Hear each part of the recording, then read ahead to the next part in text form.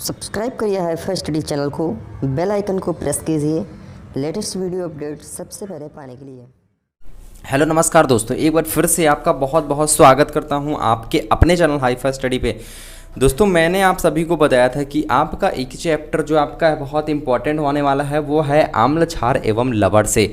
DElEd second semester science में बहुत ही ज़बरदस्त ही आप सभी के लिए चैप्टर होने वाला है, बहुत ही ज़बरदस्त ही आप सभी के लिए टॉपिक होने वाला है, ठीक है ना।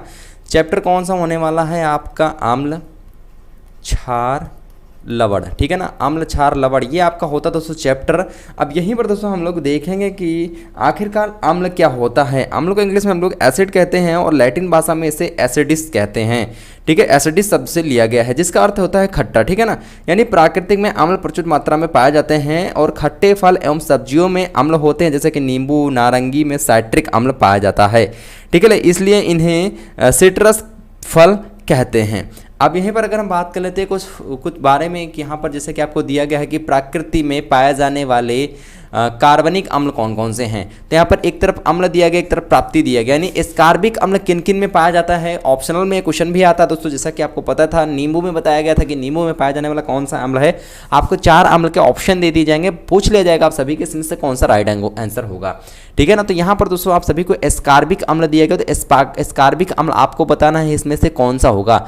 अमरूद, देखिए अमरूद भी हो जाएगा, आंवला भी हो जाएगा, मिर्च और प्याज, इसमें जो पाया जाता है वो एस्कार्बिक अम्ल पाया जाता है। बात कर लेते हैं हम लोग साइट्रिक अम्ल के बारे में, जो कि नारंगी में पाया जाता है, नींबू और संतरा में, इसमें पाया जाता है साइट्रिक अम्ल। टाट्रिक अम्ल किसमें पाया जाता है? इसमें पाया जाता है जो बहुत ज़्यादा खट्टी होती है, जैसे कि अंगूर भी होते हैं बहुत ज़्यादा, कोई कोई खट्टा होता है, इमली होता है और बेरी होता है, ये होते हैं, ठीक है ना। उसके बाद ऑक्सेलिक अम्ल जो होता है वो टमाटर में पाया जाता है और लैक्टिक अम्ल जो होता है वो दही में पाया जाता है। उसके बाद एसिटिक अम्ल जो पाया जाता है वो खमीर और सिरका में पाया जाता है। उसके बाद एमिनो अम्ल जो होते हैं वो प्रोटीन में होते हैं और मैलिक जो अम्ल होते हैं वो शेब में पाया जाता है, ठीक है ना। ये होते हैं कुछ प्राकृत में पाए जाने वाले अम्ल। उसके बाद यहाँ पर हम बात कर लेते हैं दोस्तों यहाँ पर वेरी मोस्ट इंपॉर्टेंट टॉपिक के बारे में। जी हाँ, यहाँ पर अगर हम बात कर लेते हैं कि कुछ अम्ल बहुत शक्तिशाली होते हैं, ये कार्बनिक अम्ल कहलाते हैं। जो अम्ल शक्तिशाली होते हैं, बहुत शक्तिशाली होते हैं, उन्हें अकार्बनिक अम्ल कहते हैं। तो यहाँ पर दोस्तों ये चैप्टर जो आपको है बहुत कम आपको मिलेगा देखने को, ठीक है ना। बहुत कम आपको, क्योंकि केमिस्ट्री का भाग होता है, बहुत कम ये देखने को चैप्टर मिलता है। और आपको लगभग आपको यहाँ पर आपको पूरा 2 वीडियो में ये पूरा चैप्टर खत्म कर दिया जाएगा, बिल्कुल भी आप टेंशन नहीं लेना है। अच्छे से अगर आप इस पूरा वीडियो को वॉच करेंगे, तो अगर आप इस वीडियो को नहीं देखे यार, तो मतलब कोई भी वीडियो आप नहीं देखे समझ लीजिए, क्योंकि इसमें से क्वेश्चन बनते हैं और मोस्टली जो क्या होते हैं, जो हमारे साथी होते हैं वो इन क्वेश्चनों को छोड़ देते हैं निश्चित रूप से, ठीक है ना। किस प्रकार के क्वेश्चन बनते हैं अभी इसी में हम लोग आगे देखने वाले हैं, ठीक है। तो यहाँ पर दोस्तों आप सभी देख सकते हैं यहाँ पर कि ये क्योंकि पादप तथा जंतुओं में नहीं पाए जाते हैं और केवल हाइड्रोक्लोरिक अम्ल यानी HCl पेट में पाया जाता है, इसलिए प्रयोगशाला या प्रकृति में पाए जाने वाले अकार्बनिक यौगिकों से बनाया जाता है। जो HCl होता है वो पेट में पाया जाता है। ये अम्ल उद्योगों में उपयोग किए जाते हैं और इन्हें खनिज अम्ल भी कहते हैं। और इनमें कुछ अम्ल क्या है, नामांकित सारणी में दिए गए। कौन कौन से? यहाँ पर एक तरफ आपको अकार्बनिक अम्ल मिल जाएगा और यहाँ पर आपको सूत्र मिल जाएगा। यानी हाइड्रोक्लोरिक का जो सूत्र होता है वो HCl होता है, सल्फ्यूरिक अम्ल का होता है H2SO4 होता है, नाइट्रिक अम्ल का होता है HNO3 होता है। उसके बाद फास्फोरिक अम्ल का होता है H3PO4 होता है। उसके बाद परक्लोरिक अम्ल का होता है HClO4 होता है। तो ये तो दोस्तों हमारे अकार्बनिक अम्ल के कुछ सूत्र जो कि आपके अभी आगे काम आने वाले हैं, तो निश्चित रूप से आप लोग अच्छे से समझिएगा। चलिए आगे देखते हैं, हम लोग आगे बढ़ते हैं। तो आगे बढ़ते हैं दोस्तों, यहाँ पर हम देखते हैं कि अम्ल की विधियाँ क्या होती हैं, ठीक है। अम्ल की विधियाँ क्या होती हैं, तो पहला हो जाता है कि यहाँ पर कि अधातुओं के ऑक्साइड को जल में घोलकर अम्ल बनाए जाते हैं और अधातुओं से बने ऑक्साइड की प्रकृति जो होती है वो अम्लीय होती, इसलिए इन्हें अम्लीय ऑक्साइड या फिर एनहाइड्राइड कहते हैं, ठीक है। क्या कहते हैं? एनहाइड्राइड कहते हैं।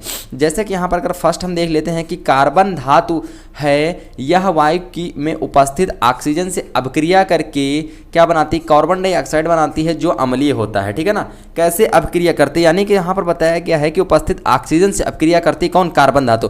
तो कार्बन को हम किससे प्रदर्शित करते हैं साथियों? कार्बन को हम C से प्रदर्शित करते हैं, ठीक है ना।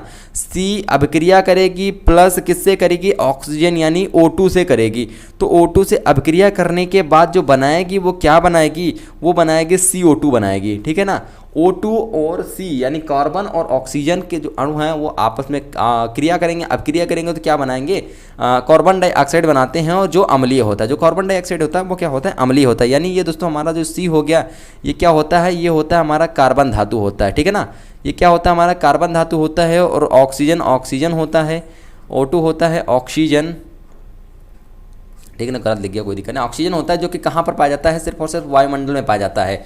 उसके बाद बात कर लेते हैं हम लोग CO2 की। तो CO2 होता है कार्बन डाइऑक्साइड होता है, जो क्या होता है, हमारा अम्लीय ऑक्साइड होता है। यहाँ पर आप लिख देंगे कार्बन डाइऑक्साइड, उसके बाद नीचे लिख देंगे अम्लीय ऑक्साइड।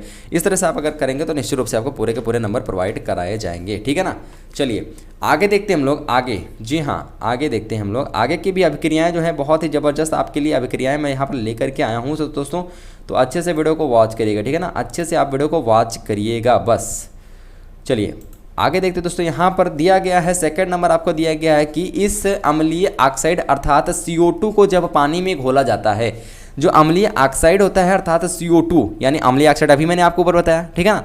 अगर इसको आप क्या करेंगे, पानी में घोल देंगे तो कार्बनिक अम्ल बन जाता है, कार्बनिक अम्ल बन जाता है। यानी कार्बनिक अम्ल मतलब CO2 को, जो यहाँ पर दिया गया है कि CO2 को हमने क्या किया, H2O मतलब हाइड्रोक्लोरिक सॉरी H2O मतलब कि क्या हुआ कि अम्लीय ऑक्साइड को हम जब पानी में, H2O हमारा पानी होता है, ठीक है, उसके बाद यहाँ पर क्या बनता है, H2CO3 यानी CO2 हमारा क्या हो गया, CO2 हमारा क्या हो गया, ये हो गया हमारा कार्बन डाइऑक्साइड हो गया, ठीक है ना, क्या हो गया, कार्बन डाइऑक्साइड, कार्बन डाइऑक्साइड हो गया। और इसको हम किससे करेंगे, किसके साथ मिलाएंगे, इसको जल के साथ, ठीक है ना, जल के साथ। तो हमारा क्या बन जाएगा, या H2CO3 यानी कार्बनिक अम्ल होता है ये, ठीक है ना, क्या होता है, कार्बनिक अम्ल, एक मिनट, अम्ल होता है, ठीक है ना। तो ये होता है हमारा कार्बनिक। उसके बाद हमारा सेकंड नंबर यहाँ पर दिया गया कि सल्फर एक धातु है, ठीक है ना, सल्फर एक धातु है, यह हवा में उपस्थित ऑक्सीजन से अभिक्रिया करके सल्फर डाइऑक्साइड यानी SO2 बनाता है। तो यानी ये सल्फर क्या हो गई, हमारी एक धातु हो गई, S क्या हो गया, हमारा एक धातु हो गया। उसके बाद ये क्या करता है, ऑक्सीजन से, ऑक्सीजन यहाँ पर O2, अगर आप इस तरह की अभिक्रिया करेंगे तो यहाँ पर आपको लिख देना साफ साफ सल्फर, और उसके नीचे यहाँ पर लिख देना है ऑक्सीजन, ठीक है ना, ऑक्सीजन लिख देना है। उस तरह से जो हमारा इधर अपक्रिया बनती है SO2, SO2 क्या होती है, हमारी सल्फर डाइऑक्साइड होती है, ठीक है ना, क्या होती है साथियों, सल्फर डाई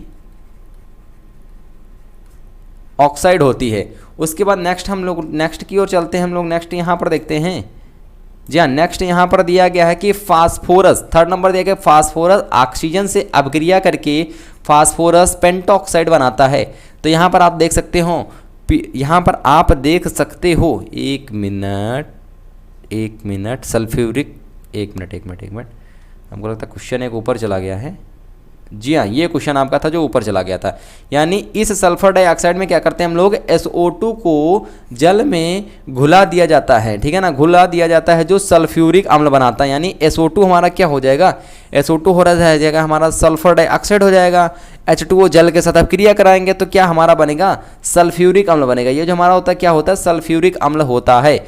उसका थर्ड नंबर यानी फास्फोरस ऑक्सीजन की अपक्रिया करके फास्फोरस पेंटाऑक्साइड बनाता है।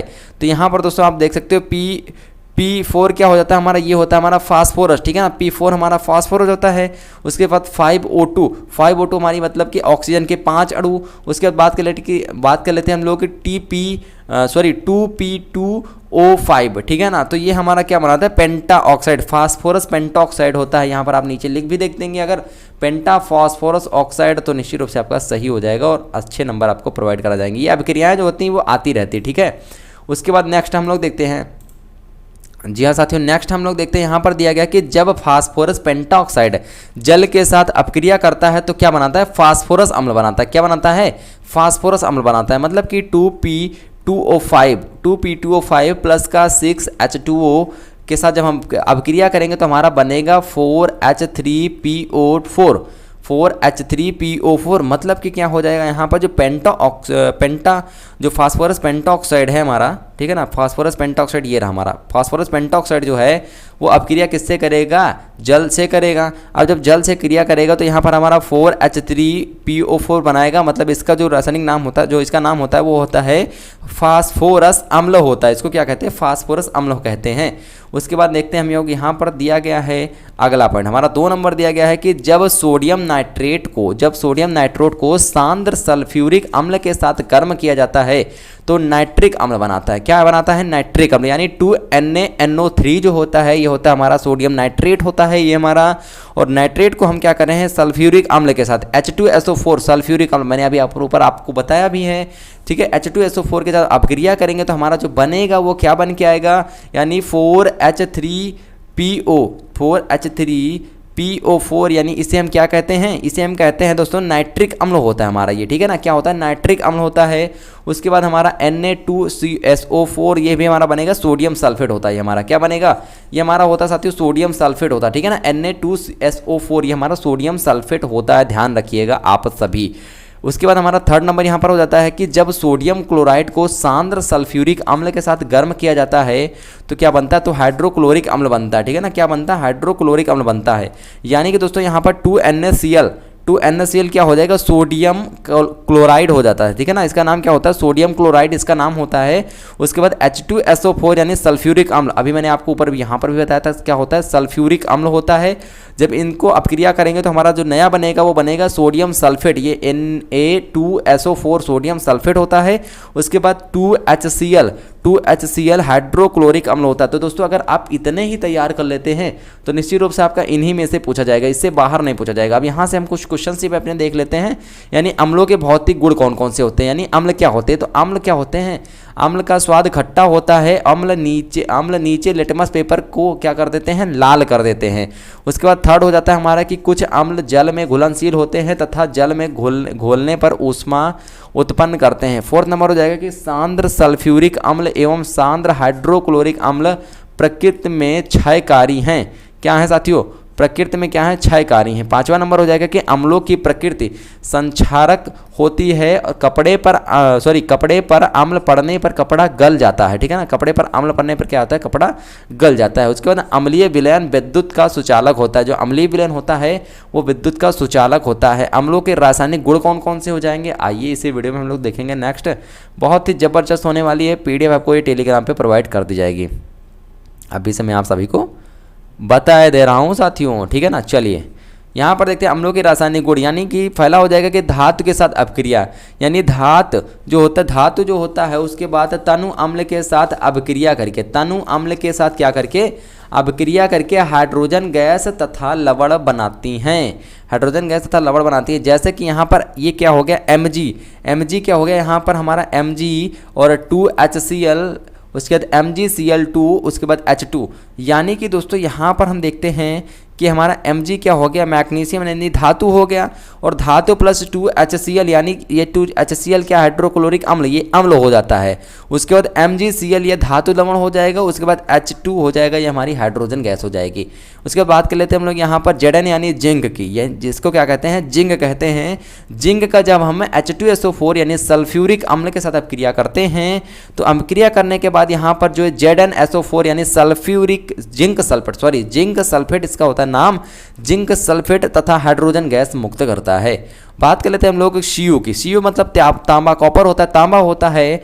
और यहाँ पर इसकी अपक्रिया हम करते हैं कि 2HNO3 नाइट्रिक अम्ल इसे कहते हैं। इसे क्या कहते हैं, नाइट्रिक अम्ल कहते हैं। तो इससे हमारा जो बनते हैं, जो इससे निर्माण होता है वो बनता है कि CuNO3 का होल्ड, ठीक है। तो ये हो जाएगा हमारा क्या, CuNO3 क्या हो जाता है, कॉपर नाइट्रेट इसको हम कहते हैं, ठीक है ना। क्या कहते हैं, कॉपर नाइट्रेट कहते हैं, ठीक है। चलिए अब यहाँ पर हमारा हाइड्रोजन भी मुक्त हो जाएगा। उसके बाद यहाँ पर हम अगले पॉइंट की ओर चलते हैं, जो कि हमारा 2nd नंबर यहाँ पर दिया गया है कि धातु ऑक्साइड के साथ अपक्रिया, यानी धातु ऑक्साइड के साथ अम्ल अपक्रिया करके लवण व जल लवण व जल बनाते हैं। जैसे कि यहाँ पर ZnO हो गया, तो ZnO क्या होता है हमारा जिंक ऑक्साइड होता है, ठीक है ना। ZnO क्या होता है, जिंक ऑक्साइड होता है। उसके बाद H2SO4 क्या होता है, H2SO4 हमारा सल्फ्यूरिक अम्ल हो जाता है। मैंने आपको काफ़ी बार आपको बताया है, ये जो हमारी अपक्रिया करके बनता है वो बनता है कि जिंक सल्फेट बनता है, ठीक है ना। जिंक सल्फेट बनता है और हाइड्रोजन यानी H2O यानी कि जल मुक्त करता है। बात कर लेते हैं लोग CuO की, तो CuO होता है हमारा कॉपर ऑक्साइड होता है, ठीक है ना। इसके आप लोग नाम याद कर लीजिए, जैसे मुझे याद है इसी तरह आपको नाम भी याद कर लीजिए, क्योंकि हाई स्कूल में आप पढ़ चुके हो और मैंने अच्छे से आप जो भी साथी अच्छे से पढ़ाई किए होंगे हाई स्कूल में, ठीक है ना, इन सब पे ज़्यादा ध्यान दिए होंगे, उनको सबको नाम याद होगा। CuO क्या होता है, CO होता है हमारा जो होता है वो कॉपर ऑक्साइड होता है। उसके बाद 2HNO3 जो होता है वो हमारा होता है नाइट्रिक अम्ल होता है। इसकी अपक्रिया जब करेंगे तो नया जो हमारा पदार्थ बनेगा, जो नया हमारा अपक्रिया के फलस्वरूप जो बनेगा वो क्या बनाता है, धातु लवण व जल बनाते हैं, ठीक है ना। यानी ये हो जाएगा हमारा CuNO3 का वोल्टेज होगा, ये हमारा होगा जिंक सल्फेट हो जाएगा और H2O यानी जल बनाते हैं। उसके बाद हमारा हो जाता है कि MgO होता है वो मैग्नीशियम ऑक्साइड होता है, ठीक है ना। MgO जो होता है वो मैग्नीशियम ऑक्साइड होता है,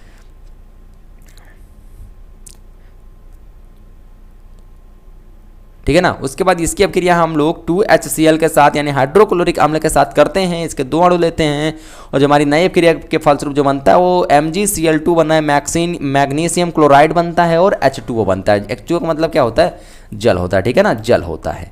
चलिए अगला देखते हैं हम लोग। यहाँ पर 3rd नंबर जो हमारा दिया गया है वो दिया गया कि धातु हाइड्रोक्साइड के साथ अपक्रिया करके धातु हाइड्रोक्साइड के सभी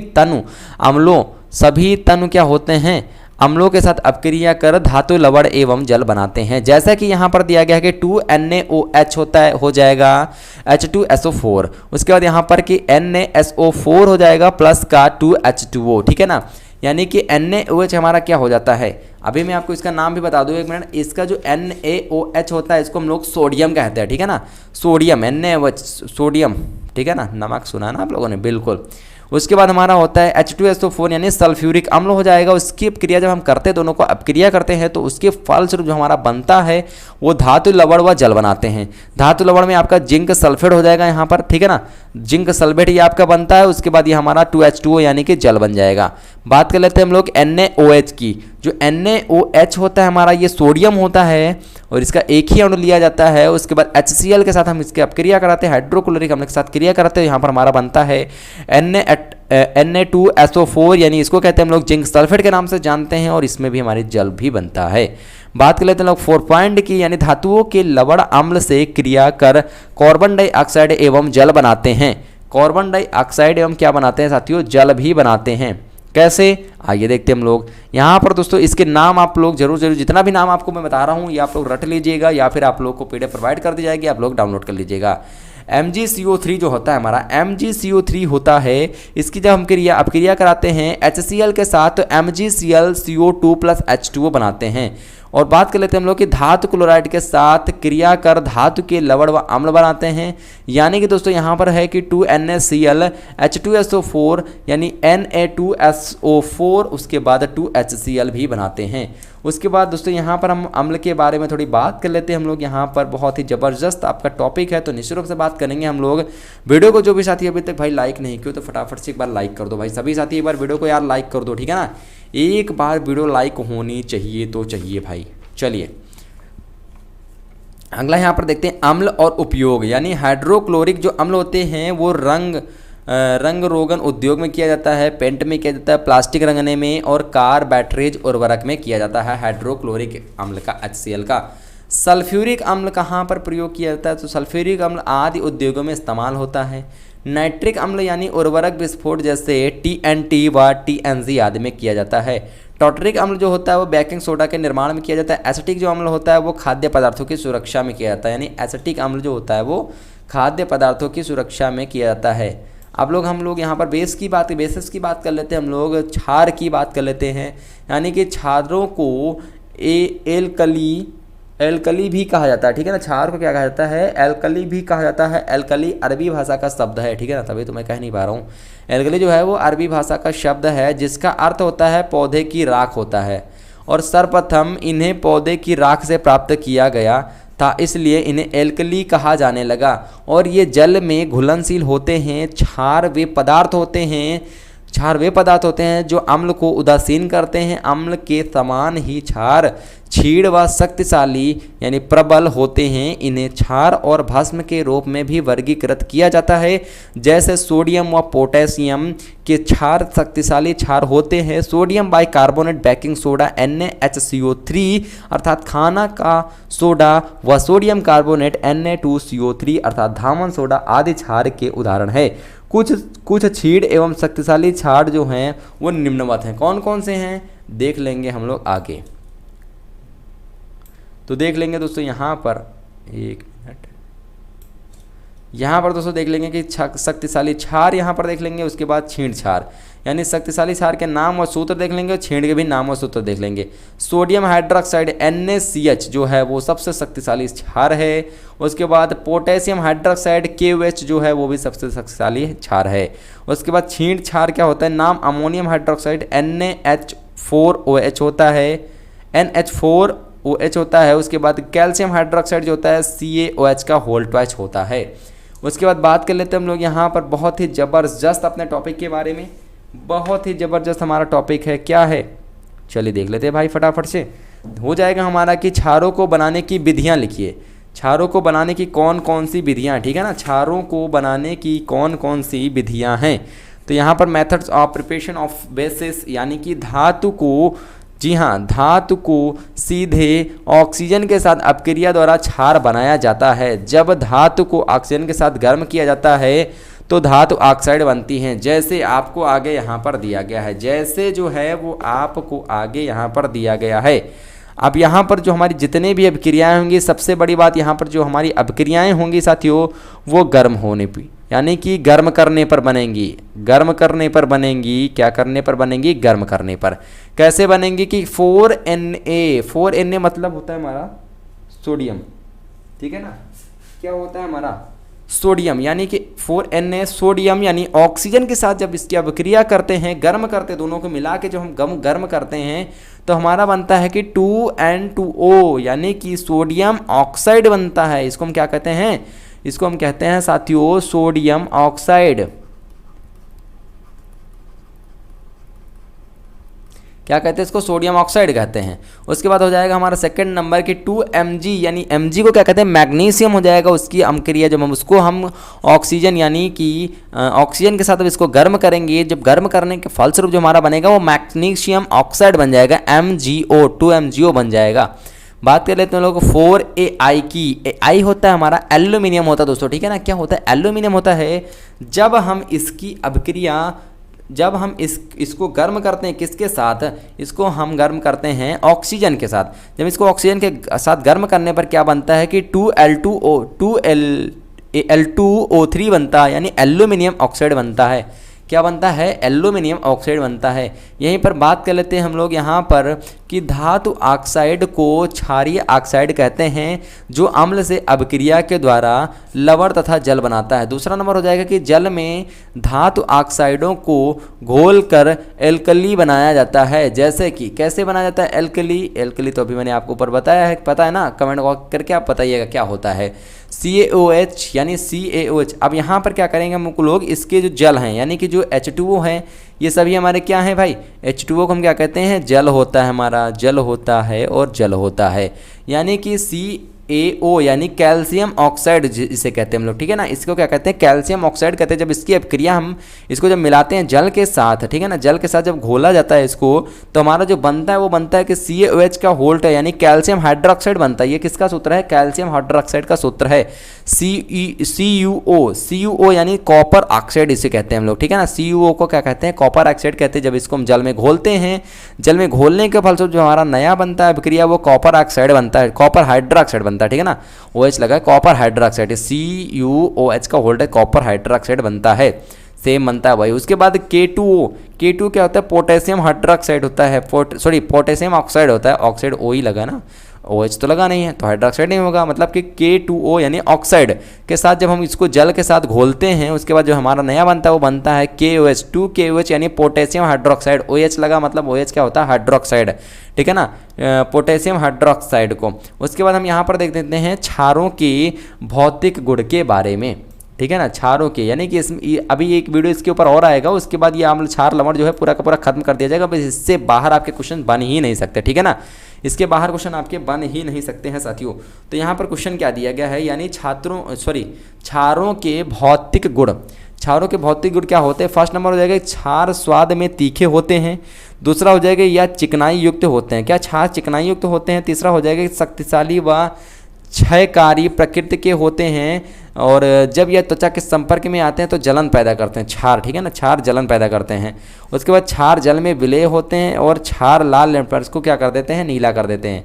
क्षारों के रासायनिक गुण क्या होते हैं, यानी ताप का प्रभाव क्या होता है, यानी पोटेशियम हाइड्रोक्साइड जिसे हम KOH के नाम से जानते हैं, KOH इसका हो जाएगा सूत्र, यानी सोडियम हाइड्रोक्साइड NaOH को जब एक साथ गर्म किया जाता है तो ये पिघल जाते हैं लेकिन विघटित नहीं होते हैं, ठीक है ना, विघटित नहीं होते हैं। और जबकि अमोनियम हाइड्रोक्साइड को गर्म करने पर यह विघटित हो जाता है और अमोनिया गैस एवं जल बनाता है। कैसे बनाता है देखेंगे हम लोग। तो यहाँ पर साथियों, यहाँ पर हो जाएगा कि NH4OH को गर्म करने पर, जब इसको हम गर्म करते हैं तो इसको जब गर्म करेंगे हम लोग तो इसके बाद हमारा क्या बनेगा? NH, एक मिनट, बिल्कुल, वेरी गुड। चलिए देख लेते हैं हम लोग, यहाँ पर क्या दिया गया कि NH4OH जो है इसको गर्म करने पर क्या होता है, यानी NH4 को क्या कहते हैं हम लोग? इसको क्या कहते हैं? अमोनियम हाइड्रोक्साइड कहते हैं। जब इसको हम गर्म करते हैं तो इसको गर्म करने के फलस्वरूप हमारा क्या बनता है? अमोनिया बनती है, NH3 बनता है, ठीक है, अमोनिया बनती है और H2O यानी जल बनता है। उसके बाद हो जाएगा हमारा कि धातु हाइड्रोक्साइड गर्म करने पर विघटित होकर धातु ऑक्साइड एवं जल बनाते हैं, ठीक है ना, धातु ऑक्साइड एवं जल बनाते हैं। यानी कि दोस्तों यहाँ पर हो जाएगा हमारा CuOH का होल्ट हो जाएगा, यानी कॉपर हाइड्रोक्साइड इसको कहते हैं, ठीक है ना, इसको क्या कहते हैं? कॉपर हाइड्रोक्साइड कहते हैं। जब हम कॉपर हाइड्रोक्साइड को गर्म करते हैं तो ये विघटित होकर क्या बनाते हैं? CuO यानी कि कॉपर ऑक्साइड बनाते हैं, कॉपर ऑक्साइड तथा जल बनाते हैं। उसके बाद सेकंड नंबर हमारा यहाँ पर हो जाएगा कि अम्लों के साथ अभिक्रिया, यानी क्षार के साथ साथ अम्ल अभिक्रिया करके लवण एवं जल बनाते हैं। जैसे कि क्या हो जाएगा? NaOH क्या होता है? सोडियम हाइड्रोक्साइड इसका नाम होता है, इसका सूत्र होता है NaOH। उसके बाद HCl हाइड्रोक्लोरिक अम्ल HCl के साथ अभिक्रिया करते हैं तो यहाँ पर क्या बनता है? NaCl बनता है। क्या बनता है? सोडियम क्लोराइड बनता है और H2O बनता है। H2O क्या होता है? हमारा जल होता है, ठीक है, H2O क्या होता है? हमारा जल होता है।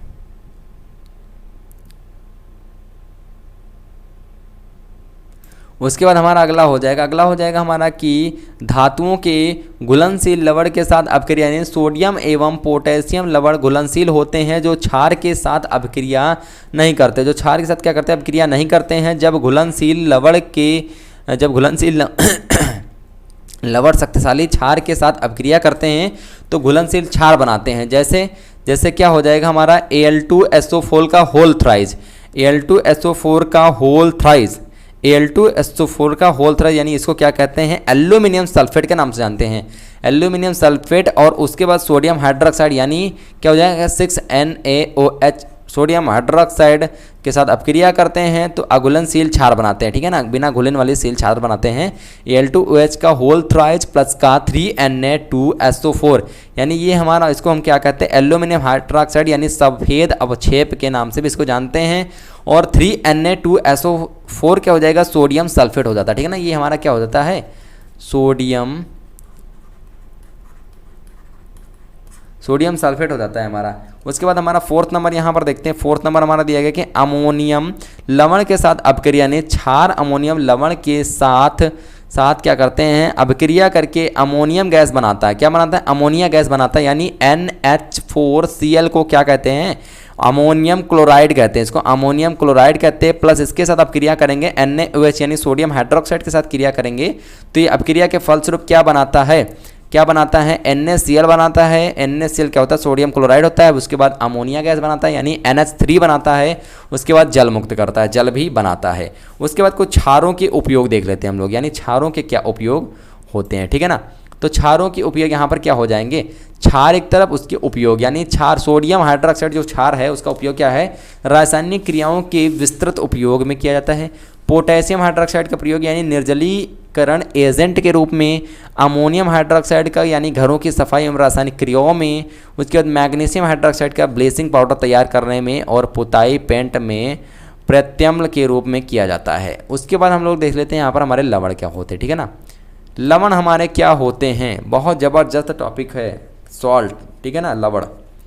तो यहाँ पर देख लेते हैं हम लोग लवण क्या होता है, यानी अम्ल व क्षार की अभिक्रिया, अम्ल की क्रिया से उदासीनी व फलस्वरूप बना यौगिक लवण कहलाता है। लवण उदासीन होते हैं। अम्ल व क्षार की क्रिया से लवण के साथ उप उत्पाद के रूप में जल प्राप्त होता है। जैसे कि क्या हो जाता है, यहाँ पर दिया गया है H2SO4 दिया गया है। यहाँ पर क्या दिया गया है साथियों, H2SO4 किया गया है, मतलब कि यहाँ पर सल्फ्यूरिक अम्ल आपको दिया गया है H2SO4। इसकी जब क्रिया करेंगे किसके साथ, NaOH के साथ, सोडियम हाइड्रोक्साइड जिसे क्षार कहते हैं। जब अम्ल और क्षार की अभिक्रिया आपस में कराई जाती है तो बनेगा हमारा क्या, Na2SO4 सोडियम क्लोराइड बनेगा। उसके बाद जल भी बनेगा। HCl हाइड्रोक्लोरिक अम्ल के साथ हम क्रिया करते हैं किसकी, NaOH यानी सोडियम हाइड्रोक्साइड के साथ, तो हमारा जो बनेगा नया NaCl यानी सोडियम क्लोराइड बन जाएगा। उसके बाद जल भी बन जाएगा H2O। उसके बाद हमारा जो मेन टॉपिक हमारा यहाँ पर आता है, बहुत ज़बरदस्त आप सभी के लिए है ये टॉपिक साथियों। तो आशा करते हैं वीडियो आपको पसंद आ रहा था भाई। वीडियो को लाइक तो कर ही देंगे ना भाई, वीडियो को तो लाइक कर ही दोगे, वीडियो को लाइक कर दो भाई सभी साथी, एक बार सभी साथी भाई कर दो। उसके बाद हो जाएगा हमारा लवड़ों को बनाने की, ठीक है ना, लवड़ों को बनाने की विधियाँ, methods of preparation of salts जो होते हैं इनको बनाने की, यानी सोडियम हाइड्रोक्साइड एवं हाइड्रोक्लोरिक अम्ल की अभिक्रिया द्वारा साधारण नमक जिसे क्या कहते हैं NaCl बनाया जा सकता है। जैसे कैसे, NaOH यानी NaOH सोडियम हाइड्रोक्साइड के साथ हाइड्रोक्लोरिक अम्ल का जब अभिक्रिया करेंगे तो यहाँ पर हमारा बनेगा NaCl बनेगा, यानी जिंक क्लोराइड बनेगा। उसके बाद हमारा जल भी बनेगा। सेकेंड नंबर हमारा हो जाता है यहाँ पर कि अम्ल एवं धातु की अभिक्रिया द्वारा, यानी 2Zn क्या होता है, यानी कि यहाँ पर जिंक के साथ हम क्रिया करेंगे हाइड्रोक्लोरिक अम्ल की, तो हमारा बनाएगा ZnCl2 यानी कि जिंक क्लोराइड बनाएगा। और उसके बाद हाइड्रोजन गैस यहाँ पर मुक्त करेगा, हाइड्रोजन गैस भी बनाएगा। बात करें तो हम लोग यहाँ पर कि तंतु अम्ल तथा तनु अम्ल तथा तनु क्षार के घोलों की अभिक्रिया द्वारा घुलनशील लवण बनाया जा सकता है, ठीक है ना, घुलनशील लवण जो है वो बनाया जा सकता है। तो यहाँ पर क्या है देख सकते हैं हम लोग यहाँ पर कि यहाँ पर दिया गया है कि 2NaOH यानी सोडियम हाइड्रोक्साइड की जब अभिक्रिया कराएंगे हम लोग H2SO4 के साथ यानी सल्फ्यूरिक अम्ल के साथ, ठीक है ना, तो Na2SO4 सोडियम सल्फेट बनेगा यहाँ पर। उसके बाद हमारा मुक्त क्या हो जाएगा यहाँ पर, और बनेगा हमारा जल भी बन जाएगा 2H2O। उसके बाद लवड़ों के नाम नेमिंग ऑफ सॉल्ट्स जो होते हैं, यानी सल्फेट, और उस सल्फेट यानी लवण का नाम सल्फेट, क्लोराइड यानी सल्फ्यूरिक अम्ल, उसके बाद हाइड्रोक्लोरिक अम्ल यानी सल्फ्यूरिक अम्ल जो हमारा हो जाएगा वो सोडियम सल्फेट, कॉपर सल्फेट इसके उदाहरण हैं। हाइड्रोक्लोरिक अम्ल मैग्नीशियम क्लोराइड, उसके बाद सोडियम क्लोराइड इसके जो हैं ये भी उदाहरण हैं, ठीक है ना, इसके उदाहरण ये भी हैं। उसके बाद आपके कुछ और दिए गए हैं, जैसे नाइट्रेट हो जाता है, नाइट्रिक अम्ल हो जाता है, ये हमारा कैल्शियम नाइट्रेट भी हो जाते हैं, मैग्नीशियम नाइट्रेट भी हो जाते हैं। उसके बाद आपका आ जाता है कार्बोनेट भी आ जाता है, कार्बोनिक अम्ल भी आ जाता है इसी के अंतर्गत। उसके बाद कैल्शियम कार्बोनेट, सोडियम कार्बोनेट, ये सब अभी आपको बाद में बताया जाता है, ठीक है ना, एक वीडियो में आपको खत्म होने वाला नहीं है। अभी आपका थोड़ा सा टॉपिक इसमें और बचा हुआ है जो कि हम लोग नेक्स्ट वीडियो में देखेंगे, ठीक है ना दोस्तों। तो आशा करते वीडियो आपको पसंद आया होगा। और हाँ साथियों, जो भी साथी हमारे केमिस्ट्री जो है वो नहीं पढ़े होंगे, जी हाँ, जो भी साथी हमारे केमिस्ट्री नहीं पढ़ेंगे उनको थोड़ा सा कम समझ में आया होगा, ठीक है ना, थोड़ा सा उनको कम समझ में आया होगा। लेकिन क्या कर सकते हैं आप लोग, केमिस्ट्री जो भी साथी नहीं पढ़े होंगे तो उनको थोड़ा सा कम समझ में आ सकता है, ठीक है, कोई दिक्कत नहीं। आप लोग एक बार नहीं 2-2 बार वीडियो देख लीजिएगा। और आप अगर आप छोटी क्लास से कि थोड़ा सा बुक ले लेते, जैसे 9th वगैरह 10th वगैरह की, यहाँ पर छोटी छोटी चीज़ें, ठीक है। लेकिन अब मैं इस वीडियो में जितना आपको बताऊंगा, बस अगर आप इतना कंप्लीट कर लेंगे तो निश्चित रूप से आपको बाहर नहीं पड़ेगा, ठीक है। इस टाइम बाहर अगर आप पढ़ेंगे तो आपका ध्यान भी इधर उधर भटक जाएगा, और आपको पता है यार पेपर तो आपके होने वाले ही, ठीक है। तो आप एक काम करिएगा, अब बस आप जितना मैं इस चैप्टर में आपको पढ़ाऊंगा लगभग आधा मैं आपको पढ़ा चुका हूँ, आधा और बचा हुआ है। बस अगर आप इतना तैयार कर लेते हैं तो इनसे आगे तो निश्चित रूप से नहीं आएगा, ठीक है ना, इनसे आगे तो निश्चित रूप से नहीं आएगा। और अगर वीडियो पसंद आए तो वीडियो को लाइक कर दीजिएगा दोस्तों के, इसको ज़्यादा से ज़्यादा शेयर भी करिएगा। तब तक के लिए थैंक यू सो, जय हिंद, जय भारत, वंदे मातरम। मिलते हैं फिर से नया नेक्स्ट वीडियो के साथ।